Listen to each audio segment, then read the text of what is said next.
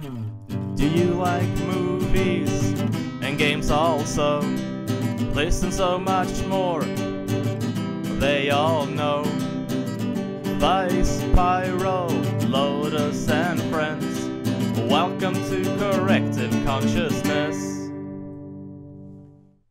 Welcome to Corrective Consciousness, episode 92, the podcast about our lives and love of pop culture. I'm your host, vysethebold, and this is... Lotus Prince. And PyroJackFrost. The OG3 once again, and I am getting better and better at saying our intros. Aw, yeah. It only took me a year and a half. Right. So, you've been gone for a bit, Pyro. I'm very interested in hearing what you had going on. Nothing. Okay, so my week has been... God damn. I mean, mainly me not being here is more life stuff than anything else. Sure. Just really quickly, and because this has nothing to do with games, but I finally have... I'm signing a contract for a new house or apartment, but is it a 12-month lease, that kind of thing? Yeah, because it's what we call a co-op. So I own shares in the community. Let's say I basically am paying for the apartment like I would be paying for a house, and I can sell it when I want to move, but I don't own everything. It's a really weird system. It's kind of similar to a condo, from what I understand. It's like a condo. Yeah, it's like a condo. But only really New York has this kind of thing, from what I understand. Yeah. Like, as a mortgage loan officer, like, I'm always very confused by it, because it's, like, the only place where it exists. But yeah, so it's been that, and planning for a wedding that has been taking my time. But other than that, let me start off by saying one thing that I stopped playing over this little break. I stopped playing Final Fantasy Dissidia Opera Omnia, which was the phone game. The reason being, not because it's bad. It was actually pretty fun, but because I started from the beginning and was doing like everything available. Whenever there was a new character that was unlocked, I maxed their level out. Whenever there was any other content, I tried to complete it, and I was taking up too much of my time. And in my mindset, it's either do it all or do it not at all. So I chose just uninstall it, cold turkey. I don't blame you there. I don't blame you there, because I had used to have a nasty habit of switching games constantly, and I would never get anything done. So going in full in, I think you're right. It's the only way to go. Yeah, and I was playing that and Grand Blue, and I figured I was feeling like they were taking up too much of my game playing time, 2 phone games. And I really liked Final Fantasy, and part of me was actually considering stopping playing Grand Blue. But out of the 2, Grand Blue won in the end, so that is my phone game of choice now, and it probably will be for a while. So that's that.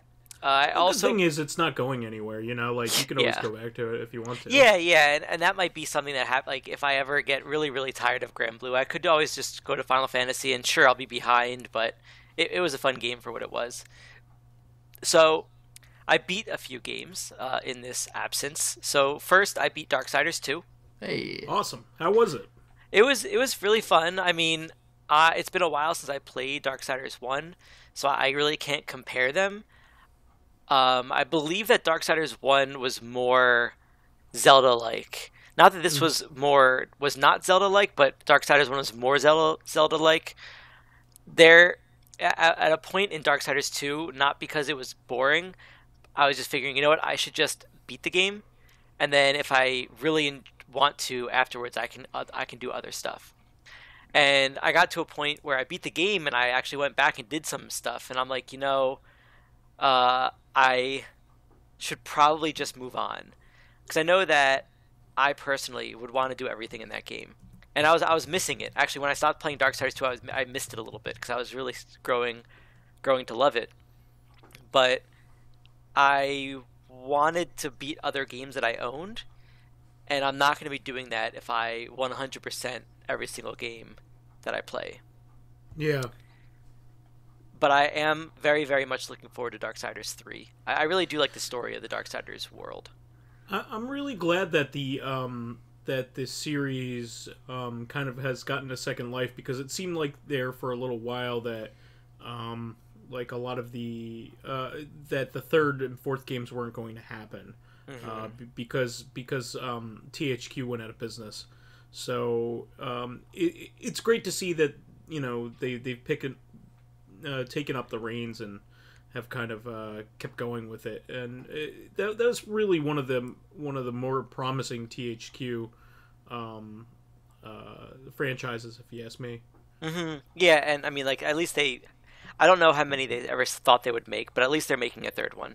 If the third one's the last one, that's fine. But yeah, I'm still just glad that they're continuing it, because I like the art style, I like the world. It's really cool. So another game that I bought and beat in like a day was Minit.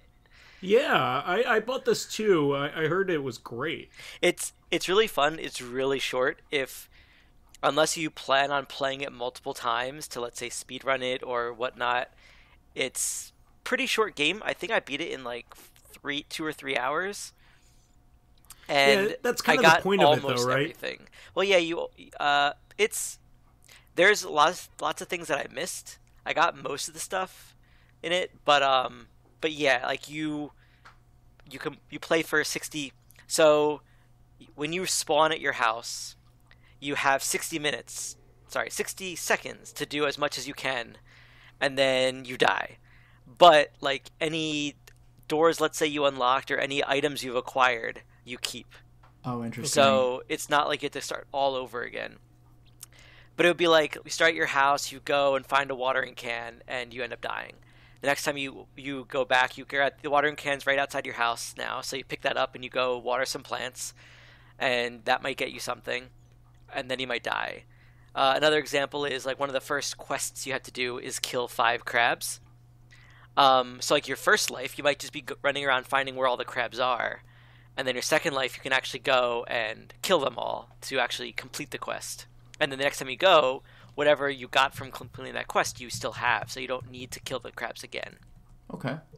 And then throughout the game, you'll unlock like new home bases, where if you walk into them, they are your new respawn point, let's say. So if you've walked far, it would be like in Zelda, when whenever you go into a dungeon, whenever you would die, you'd come back out of the dungeon. Like that's your last like checkpoint. Entry point, yeah. While there's no dungeons in Minit, it's a similar idea, where let's say you're at the water dungeon, and then you go do whatever you can near there, but you find the fire dungeon, and then you die, you'll respawn at the fire dungeon instead of the water dungeon. Okay. You know what this game kind of reminds me of? The concept, at least, kind of reminds me of Half Minute Hero. You ever played that? Yeah, I was game? thinking I have, that. and I was thinking that too, but it's a little bit different because in Minute you can't like go into like there's no place that pause time. The time's constantly ticking down, and in Half Minute Hero you can do things to like reset your time. Like in Half Minute Hero, when your time's up, it's game over. It's not like you keep playing. So whatever you've accomplished, if you get a game over, it's a game over. But it is a similar idea where you're trying to rush to do things as quickly as possible, and that's kind of why I liked it. But yeah, it was a really short game. Yeah, it actually reminds me also of Majora's Mask, except that from what you're saying about Minute, like everything you do is retained, or every quest item. With Majora's Mask, you'll lose bombs and arrows, but you'll keep key items, and there are certain lasting effects that stick around even if you reset time, like bosses you beat and stuff like that. Yeah, I would say it's similar. There's not as much going on as there might have been in a Majora's Mask, but it's pretty similar to that. Mm-hmm.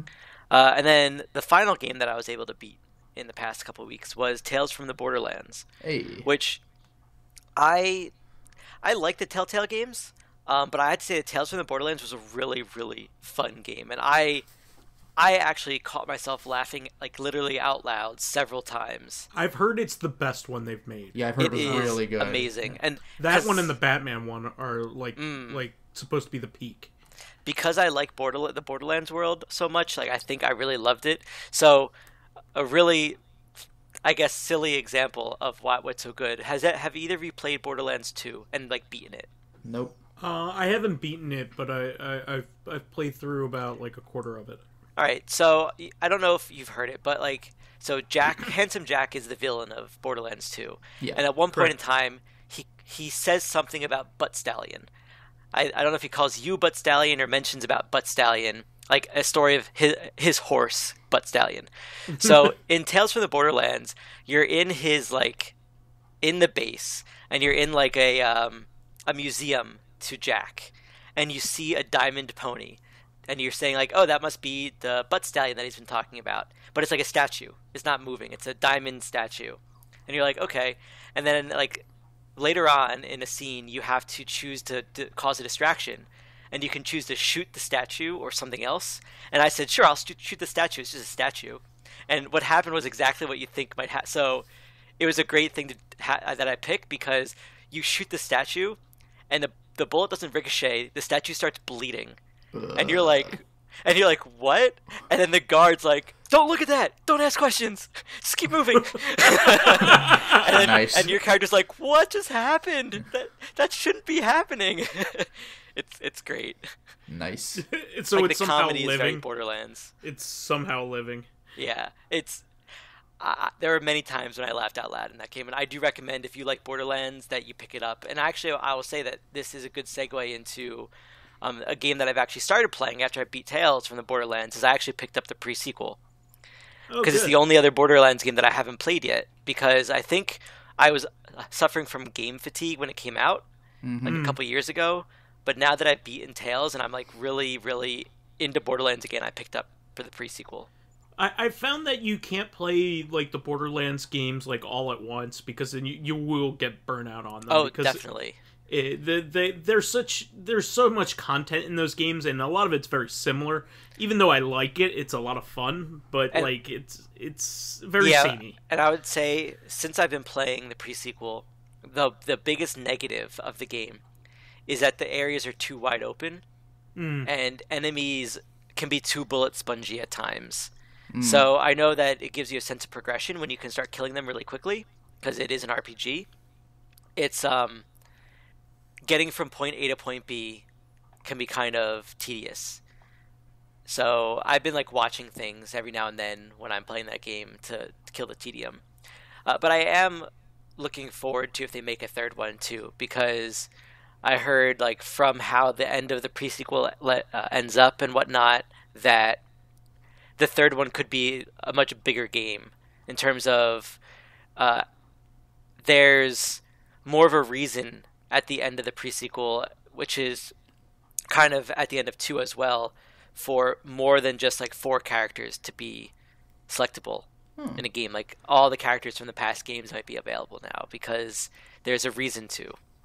You know, despite... Yeah, I really liked Mordecai in the first one. That was my pick. You know, despite setting up for, like, when you say a third game, like, you know, Borderlands 3, but just because they like playing with stuff like this, I would kind of like to see one more game that takes place after the Presequel, but before 2, like a sequel to the interquel, so they can call it the post-Presequel. Based on how I think that the Presequel ends, just because I looked it up because I was curious about the story, it basically leads right into 2. So all right. And actually, so the 2 is the post-Presequel. Okay. Yeah. All right. And yeah. So I think it goes like 1 Presequel, 2, then Tales from the Borderlands. So I'm really hoping that 3 takes place after Tales, because Tales ends on a really cool note for them to continue the story with those characters. Okay. Nice. But other than that, the other, I've been trying to limit the game. So I wanted to beat Darksiders and Tales because I had a list of games I wanted to beat before I picked up anything new. And I really wanted to get back into Final Fantasy XIV. Now, not that I've been playing it a whole lot, but I actually have been playing it for a good portion this weekend at least. And getting back into it, I completed several quests. I'm not going to rush through it. I know that Mr. Ryu and Minty Mints and Old Man Stompy told me that, like, hey, we'll help bring you up to speed on the story. Just like keep going through the story and we'll help you. And I'm like, and I'm thinking to myself, that's great, but I just want to sit and explore it and let it take a long time for me to complete. maybe it'll just be always one of those games that I go back to whenever I have nothing else to play. And then, yeah, so I wanted to like end off just by mentioning that I watched 2 video game related movies, Tomb Raider and Ready Player One, which are both pretty good movies. I will say that Tomb Raider was a really good video game movie. It felt like a video game. That's what I heard. Yeah. Yeah, because like at certain parts she gets a new piece of equipment that's like, oh cool, now you've unlocked this ability now, kind of thing. I hear it's supposed to tie into the new series pretty well. It like adds lore to it. Part of me feels like it's just a retelling of the first one, in a way. What of the reboot? Yeah. Okay. They're coming out with a 3rd game pretty soon, from what I understand. Oh, I need to beat the 2nd one. That's another game that I really want to play. I enjoyed it. I enjoyed the mechanics. I just like for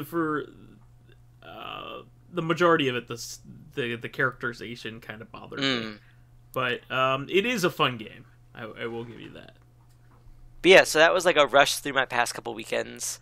Oh, how was Ready Player One? What was your opinion of it?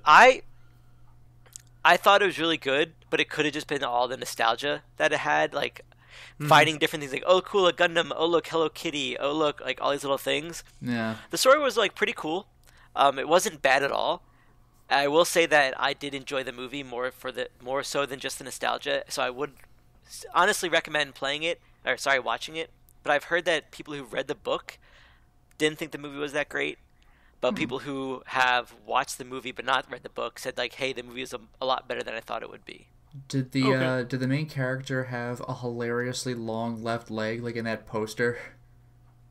Oh, I don't remember that of the poster. But is he like climbing up a ladder? Yeah, that's the one. Weird? Yeah, if you look at his legs, he's climbing the ladder. It's like, what? It's kind of like the Tomb Raider poster where, like, the Lara Croft had a really weirdly long neck. Do you remember that? I don't remember that. Yeah, look at the Tomb Raider poster. It's kind of like, there's just this really long neck. Or Goldeneye, where he has like a mouth tumor. I don't know that. I remember that one. Oh, because the way his fist is grasping his 9mm gun, Pierce Brosnan, it looks like it's like his fist is an extension of his mouth. Oh, I think I know what you mean. I remember from the box art or something. That's kind of funny. So it looks like he has a mouth tumor. I love weird little stuff like that. Yeah, so his knuckle matches up with his lip. Sweet. I'm pretty sure we could talk a lot about really bad movie posters. Not even bad, just like, did you not notice that when you were making it? Like that kind of thing. But yeah, so both the movies are good, video game movies. I do recommend watching them.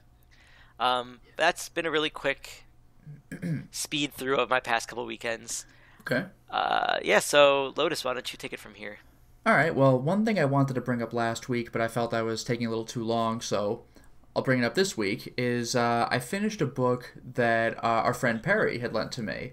I had never heard of it. I've been wanting to talk about this for quite some time. Yeah, I've been just kind of always taking too long, but when we were at MagFest in January, he lent me a book, and I didn't even get to reading it for a while because I wanted to finish the book I was currently reading, but then I finally started this one. It's called A Confederacy of Dunces, and it's by John Kennedy Toole.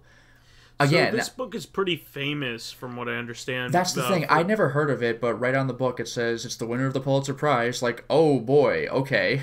So yeah. One thing I want to mention real quick is that like the people who have wanted to partake in an adaptation of this book have been like John Belushi and like Chris Farley. Like, oh wow! They've really wanted to make like a really good movie. Actually, John Belushi or Chris Farley, I could kind of see them playing the main character here.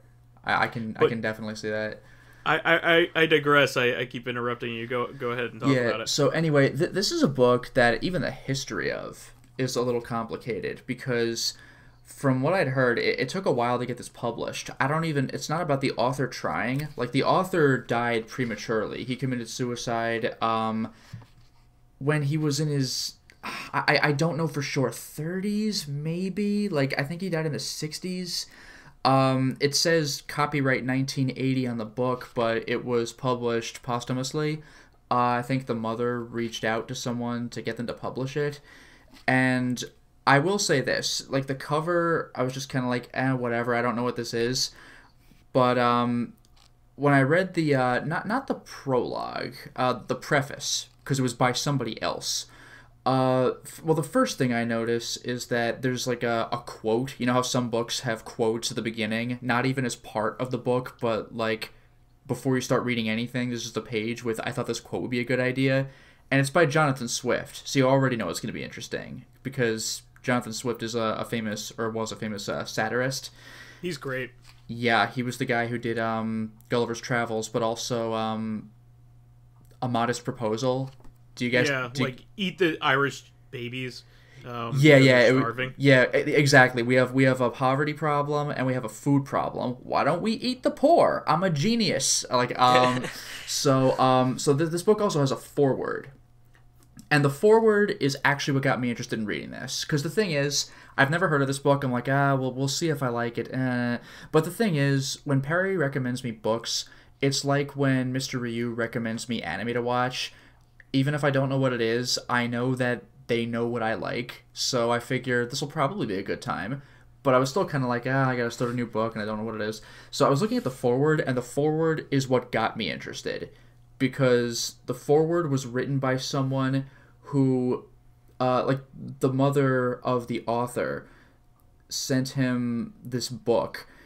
And he was saying, I began to get telephone calls from some lady I didn't know. And she said that her son, who was dead, had written a novel during the 60s and wanted, him to read it. And he was like, why? And she's like, because it's great. And the guy's response was, well, I get a lot of stuff like this, not read my kid's book, but just like, oh, my child's a genius, or could you maybe check my work out or whatever? Sure. And the guy says, over the years, I've grown very good at being able to get out of doing things I don't want to do. So he was like, okay, my master plan will be accept, because I don't have a good excuse to say no, read the book, and as soon as it gets bad, just stop and be like, oh, well, I tried. So the foreword was fascinating, because he said his first reaction was disappointment, because the book wasn't bad enough to be able to instantly put down.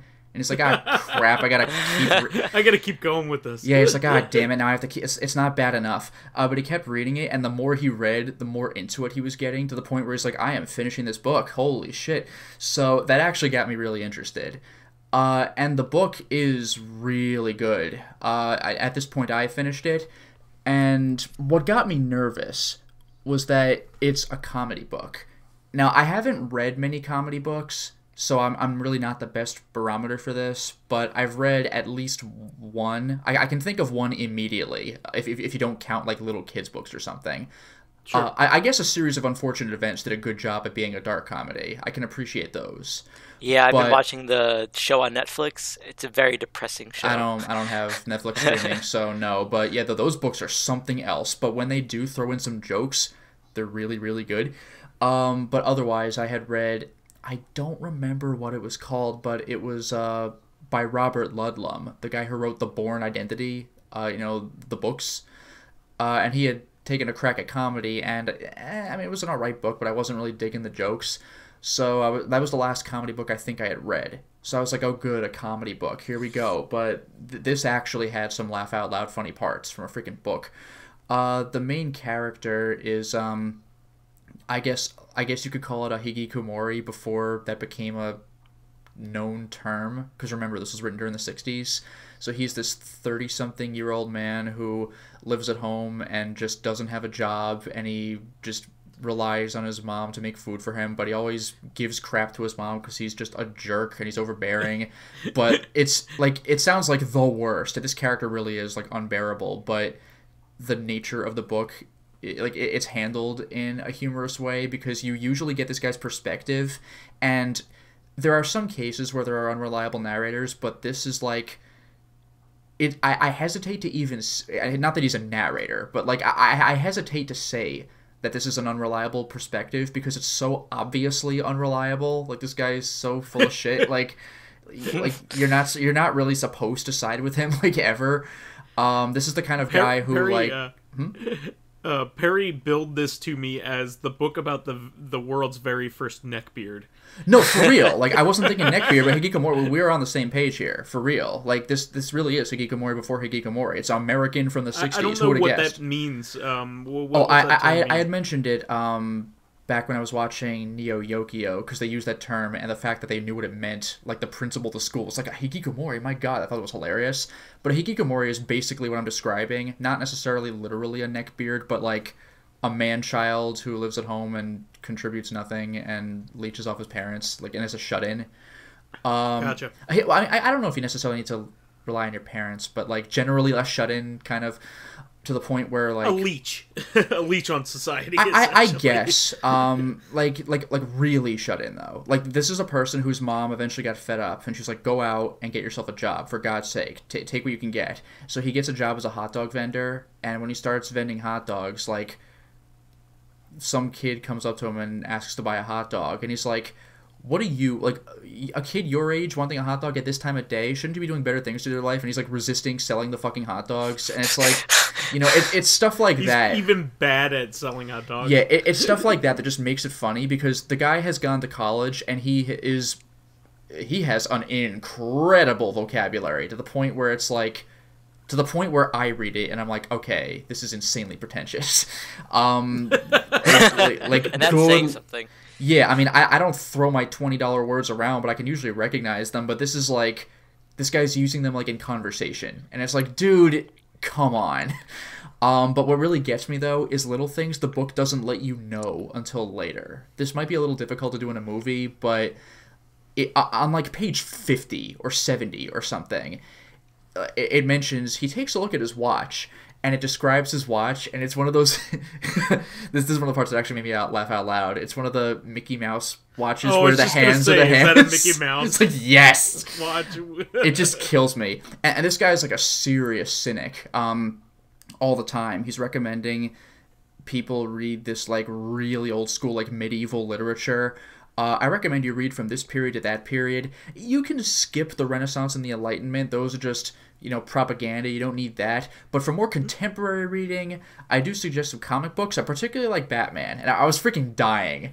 And, like, what made things even funnier to me, though, was this is a joke that doesn't necessarily translate well. I mean, it does anyway. You have this medieval literature and then fucking Batman. But the part that really made me laugh is you have to remember that this book was written during the 60s. So, like, he might be referring to Silver Age Batman.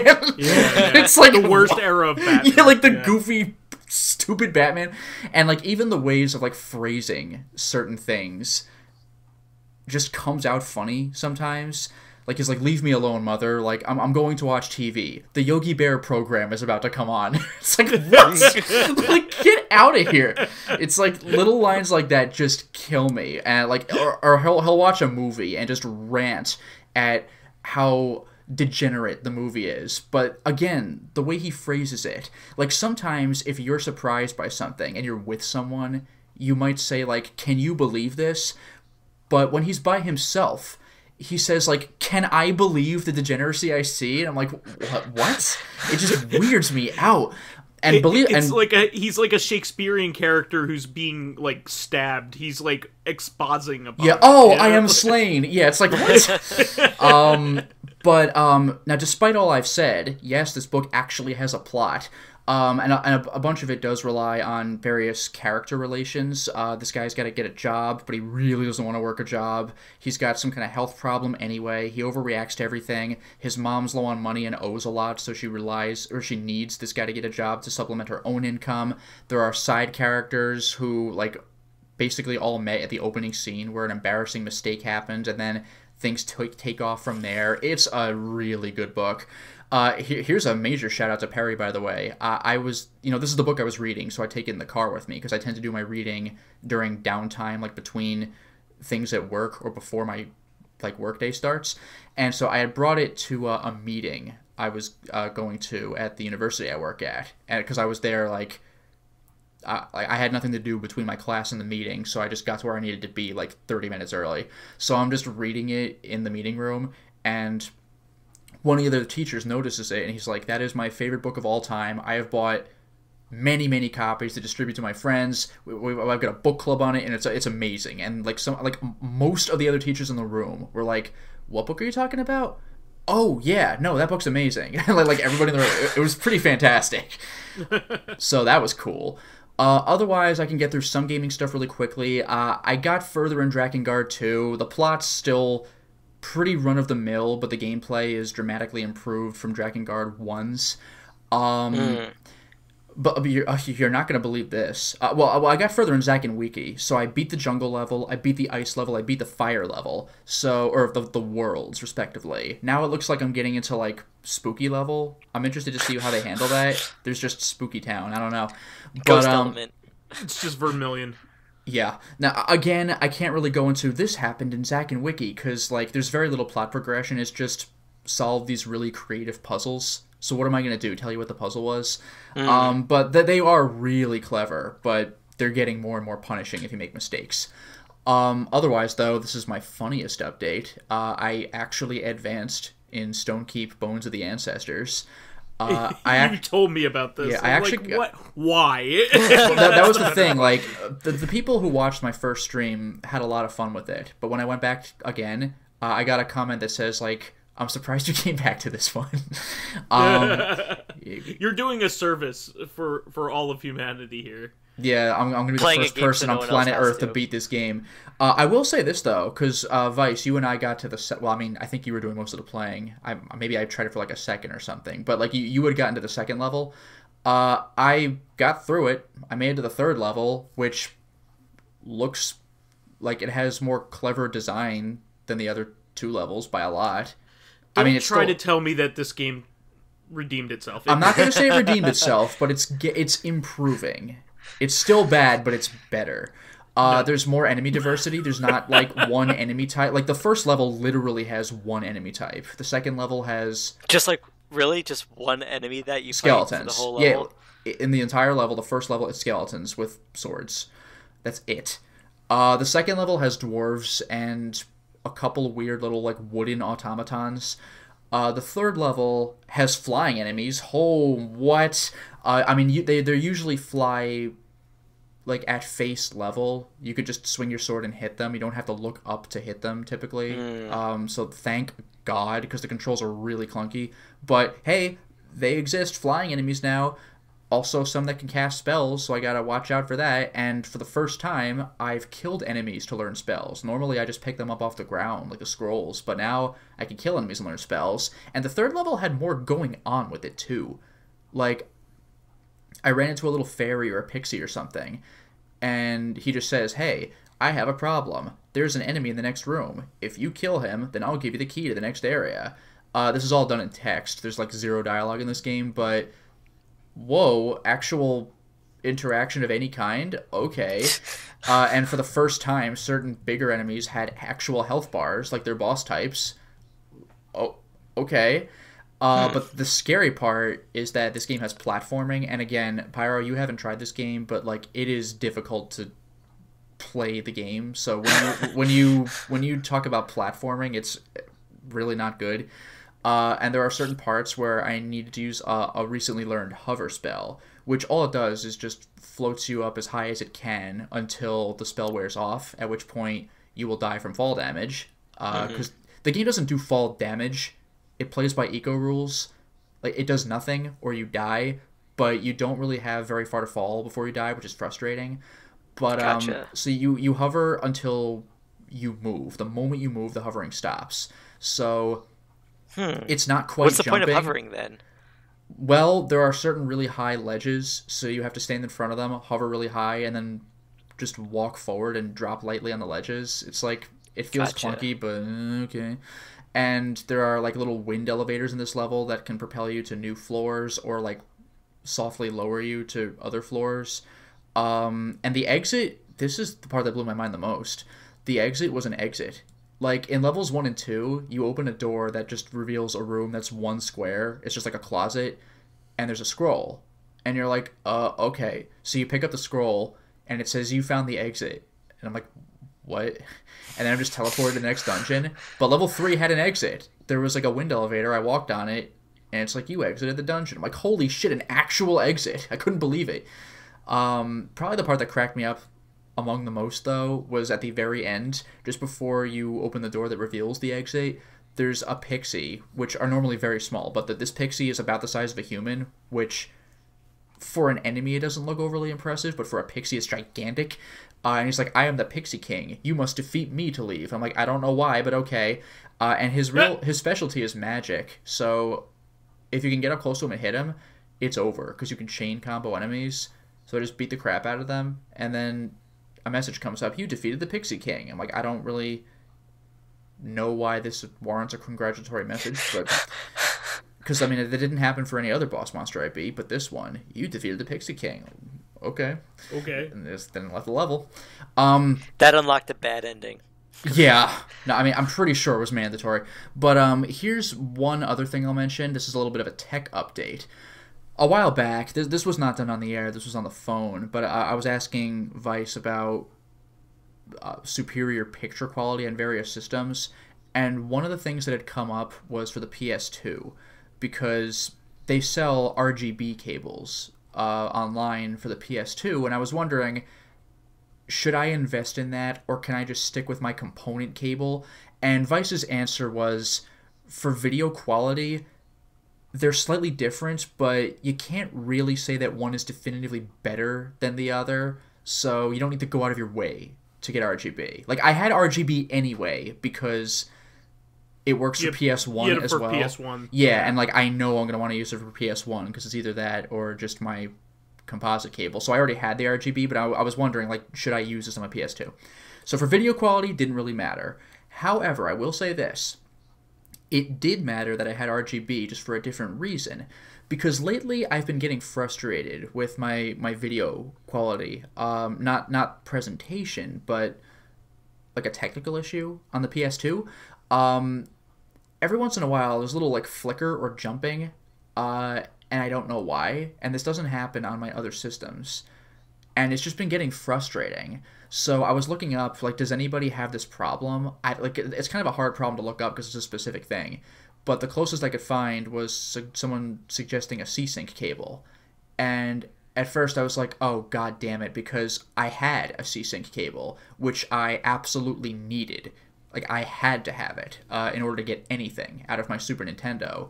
But now that I have a Super NT, I sold my Super Nintendo, and I was like, I also sold its RGB cable in the C-Sync, because if you want to buy the RGB cable, like, I don't want to be that guy who screws you over, like, it's useless without the C-Sync cable. And sure. So I don't have a C-Sync cable, and I'm like, shit. But however, when I was asking Vice about PS1 RGB cables, he told me that there were two types, C-Sync and like Sync on Luma. And C-Sync apparently is technically slightly better, but to the point where, like, you can't, doesn't really like, matter. you're not gonna tell. Like, if you like looked up data, you'd probably see, oh, according to these calculations it's better, but like, your eye probably won't tell the difference. All you need is Sync on Luma. It's basically undetectable by yeah, so I mean, I ended up buying C-Sync anyway, because I'm like, I mean, if it's slightly better, and I'm only buying this thing once, I'll spend the extra $10. Like, how many times am I buying these cables? Whatever. Well, it's a good thing I did for the C-Sync, because I use the RGB C-Sync cable on my PS2. Problem over. Like, it works great. I'm super happy about this. The only thing I forgot to do was I was in the middle of a level, so I just, unplugged the component, plugged in the RGB cable, but then everything was just green, and I don't mean like a pure blue screen, a pure green screen. I mean, like, everything was green tinted. It looked like an old Game Boy game. I was like, why is everything green? But the thing I forgot about is when you turn on the PS2, if you don't have a game ready, you can go into, like, the system menu. Mm-hmm. And I forgot about this. You can tell it what kind of cable you have plugged in. Like, what should I be ready for that you put into the system? And it was still set to component, of course. So I was like, will setting it to RGB make a difference? Yes, it did. So we're good. No more green. So problem over, thanks to a cable I was intending to use with the PS1, but it is working great with the PS2 right now. So I guess the components problem was not the presentation, but that it lacked C-Sync support. So glad that's over. I do have to add that the component cables do have a slight advantage in that it can go into the higher resolutions. Yeah, that is true. They can do 480p instead of 480i. Well, no. Oh, no. Oh, 720, though, right? Even the higher? Yeah, so I believe there are a couple games that go to 1080i on Yeah, there PS2. are. I can't think of all of them, but I know Valkyrie Profile 2 can. Final Fantasy 12, and I think a couple... I think parts of Gran Turismo 5. That sounds right. I remember the Gran Turismo games always, even for PS4, compared to other PS4 games, those games look insane. Well, the annoying part is that the menus are not in it, so it switches back and forth. It's really weird. That's irritating. But yeah. But I mean, who's gonna play the original version of Final Fantasy 12 at this point? I mean, at this point, you especially have the far superior version now. Yeah, especially because the new HD versions are out. There's no reason to play the original. Yeah, That's and it has thing, all the added stuff from the international version and all. Yeah, we finally have the definitive FF12, which is nice. Yeah. So, but I would stay away from it. Yeah, I mean, so the thing is, though, there really are not many games where I would want to, I need component for this anyway, so I think I should pretty much be good. But yeah, that's been my week, so how about you, Vice? Once again, I've been looking for jobs. It's one of my least favorite activities, I have to say, because it kills your spare time. Yeah, definitely. As much as you're working hard and getting exhausted from real life, you come home and you have to do, a task. It's not a fun one. And it's often and it's such a crapshoot. It really is just throwing the dice whether you'll even get a response, let alone an interview. Yeah. So, in between, I've been doing a couple things.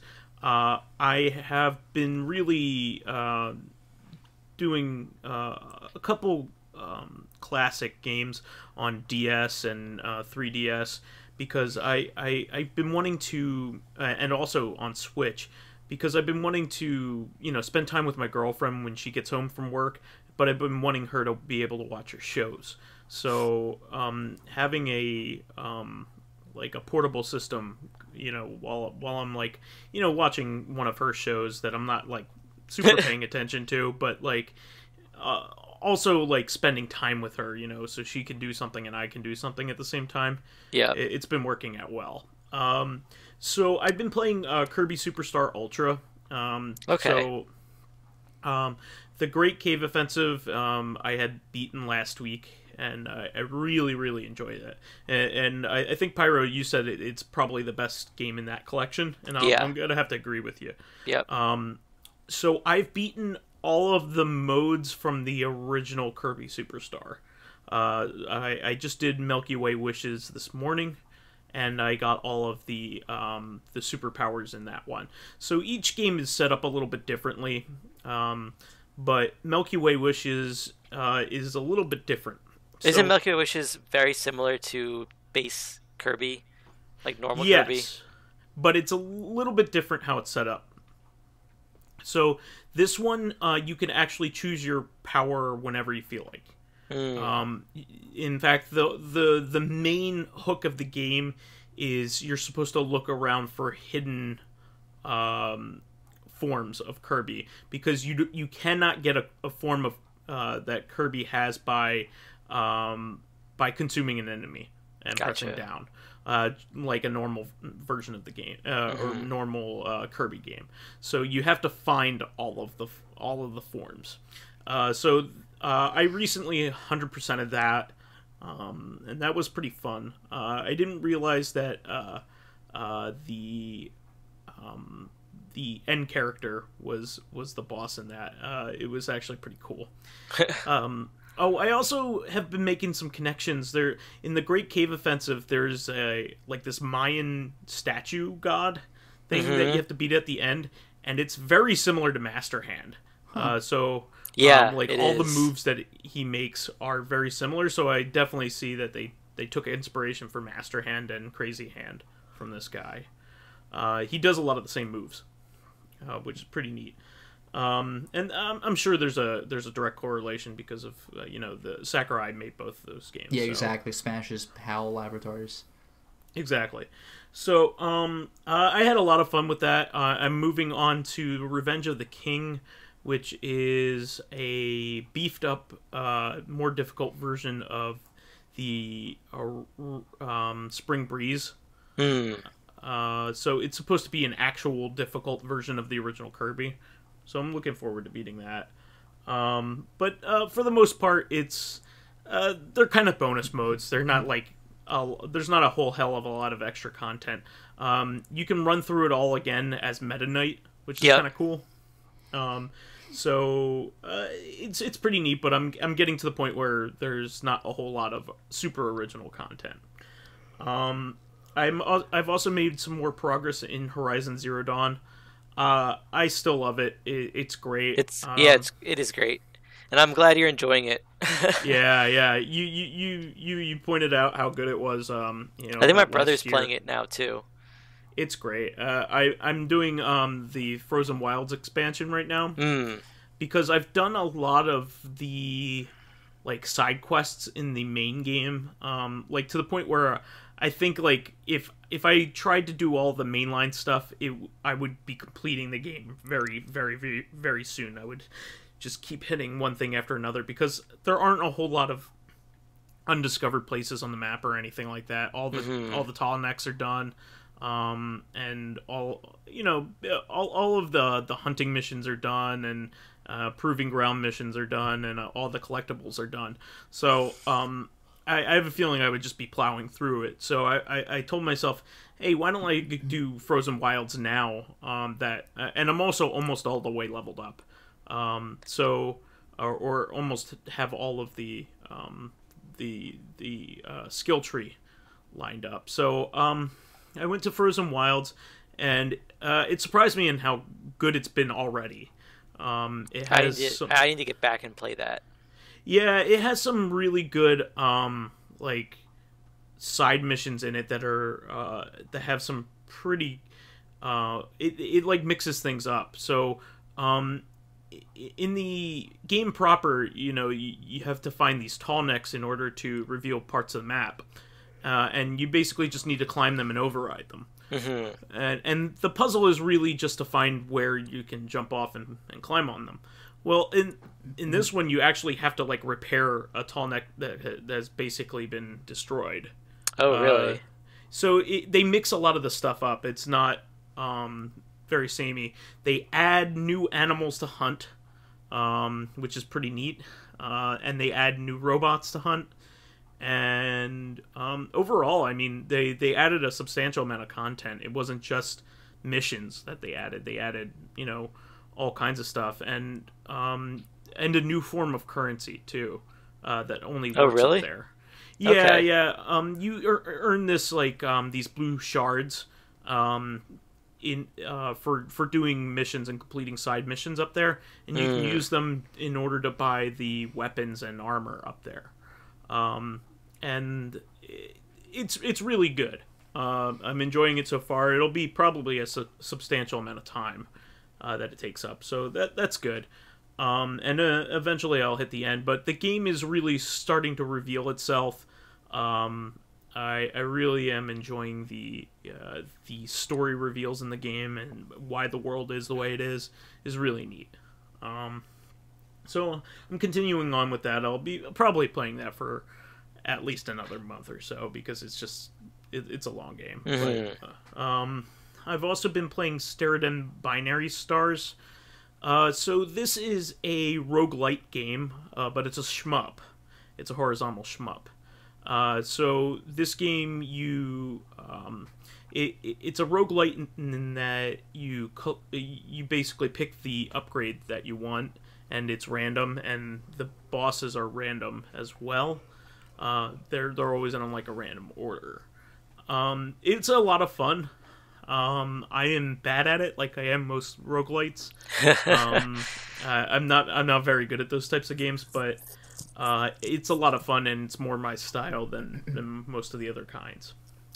I definitely recommend it. I'm playing it on Switch, and I think the Switch is really good for that type of game.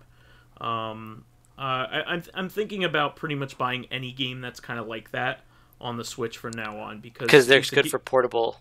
Yeah, it's a game that you could play for 5 minutes and then die, because that's what I do. And it's good to play in the background while watching TV too, because you're kind of grinding in a way when you play those games. Yeah, so yeah, it's like whenever I play Final Fantasy XIV. Granted, it's not portable, but that's the game that I like to play when I need to catch up on shows. Sure. Like I'll play that while I'm being bored playing that, quote unquote. I have something else on, so I can switch my what I'm paying attention to at any given time. I also picked up a couple games. There weren't too terribly many, or like I haven't really played them. But I picked up Minit, Final Fantasy 15 for PC. Sexy Brutale was on sale, so I picked that up. I've been really wanting to play that ever since Lotus brought it up. Yeah, it's great. Into the Woods, which I heard was that was really phenomenal. It also was good, yeah. Chrono Trigger got its update, its aesthetics update, so okay. I bought it. Now let's see if they do that with FF6, huh? 5 and 6, yeah, they need to do it for. I think there might be a good chance of it, but you never know. You never know. Yeah. So, but I'm glad that they listen to people, and like I'm more than willing to buy that now that they have listened. Like I kind of want to like let them know that this means something. Yeah. Like so I bought it, and I also I'll probably, since I haven't been too far into the DS version, I'll probably just switch to that version. Gotcha. I'm relatively at the beginning of the first of that game on the DS, so I'll just play it. And I picked up Dragon Blaze, which is another Sikio shooter. So I can't. That's a really good one. I've been playing that. That one I had never really played before. It's fantasy themed. So this one's pretty cool because you ride on a dragon in it, and you can actually send your dragon out while you dodge bullets. So the rider can actually fly behind the dragon, and the dragon won't get hit. Nice. So you can have it be stationary somewhere, kind of like an R-type kind of deal. But it's not blocking anything. But you send it up, and then it'll shoot and do a flurry of stuff, and then your character can move behind for extra firepower. Really cool, a lot of fun. I'm enjoying that. And I mean, I have some other stuff that happened, but we can move on. Okay. So at this point, then, I suppose we're looking for questions. I do not believe we had responses to the question last week. Maybe we can get one this time. All right, so the question this week, we had mentioned last time, General Ledger had a bunch in a row. So here's another one from General Ledger. Are there any series in which you would like to see a new entry? And what would you like for it to present? So I kind of already mentioned this during my segment. There's several games. I always want a new Persona/SMT game. I know there's a new SMT game coming out actually the end of next month, or the middle of next month. But yeah, Darksiders 3, which they're going to make, so I can't really say anything for that, and Borderlands 3. And Diablo. Like, all those games that, the series that I play. I mean, there's probably plenty of other games that I'd want to see a sequel, but knowing my time is limited. Oh, I guess I can think of one. I would like to see a sequel to Transformers Devastation. But I know they're not going to, because those games were just delisted. I know recently. Yeah. Like I can't check my achievement progress on Steam for Transformers because it's not listed anymore. But I kind of wish they would make a sequel to that, because I thought the first one was really good. Is that the sequel to War on Cybertron? No, Devastation was like the one by Platinum, the Platinum Games. game. The one with the very cartoony look. I really want them to make more of those because it was really well done. Well, I hear that the Ninja Turtles game that they made was kind of similar, but that also got Yep. delisted. I didn't buy it in time either, so now I can't get it. You can still get it for like you could get it for PS3 or consoles. something. Yeah. You can get it for consoles. You could get it for PS4. Oh, okay. Yeah. My answer is probably cliche. I mean, like, you gotta have that Half-Life 3 at long last, but other than that, even though I'm way behind on the Souls games, I would be very interested to see some sort of Bloodborne 2. That would be good. Yeah. Just like, yeah. after seeing what the hell Bloodborne 1 did, Yep. More of this Lovecraft. what is Lovecraftian Bloodborne stuff. 2 gonna be? Yeah. I would love to see that. I mean, this is always an internal hope, but I know that A real Stonekeep sequel? Fuck that. But no, a Skies of Arcadia sequel. That would be to the max. amazing. The closest thing I you're would- going to get is Valkyria Chronicles, but it's not a sequel. Well, it's similar in spirit, and it's made by the same people. Yeah, and Vice shows up. Oh yeah, and Nika and a Fina. character that's sort of Fina, right? No, it's Fina. Oh, okay. The thing with that is she's not playable. Like, if a character gets injured... She's like a medic, right? Yeah, if a character gets injured and another ally runs up to that character, then they'll call for help, and the medic just runs in and takes the injured character off of the map so they don't risk dying. But the thing is, there are like 3 different medics, and they all look almost the same, and they're like Fina, like Mina, and somebody else. It's like, oh, apparently they exist. Okay. But yeah, Skies of Arcadia. Actually, to this point, almost all of like my big wishes on sequels have happened. So like it's hard to pick like any other ones that I think would be amazing. I mean, if I had to pick something that immediately came to mind, I would like Nintendo to take a stab at making another Zelda game in the Zelda 2 style. In the Zelda 2 style. Yeah. I would think that would be really fun. And if they would try to, I mean, there's always going to be another Zelda game coming out, and I'm a huge Zelda fan. I'm a huge Metroid fan. I'm always going to play those games, and I'm always fiending for the next one. I almost always beat them right away too, which is unusual for me. Yeah. But I would love another Contra game. I don't see that happening. I would love another Castlevania game. That's not going to happen. Another Gradius game. And I would finally like Treasure to, finish whatever work they were doing on a third shmup. So they were making Radiant Silver Gun. Then they made Ikaruga, and then they were working on a third game that just like never materialized. But there's always some hope. I know that Treasure recently teased that they are probably going to be coming out with a port of Ikaruga to the Switch, which is great. I guess why not? It was already ported to the GameCube, right? Well, I mean, Ikaruga's been ported to everything at this point.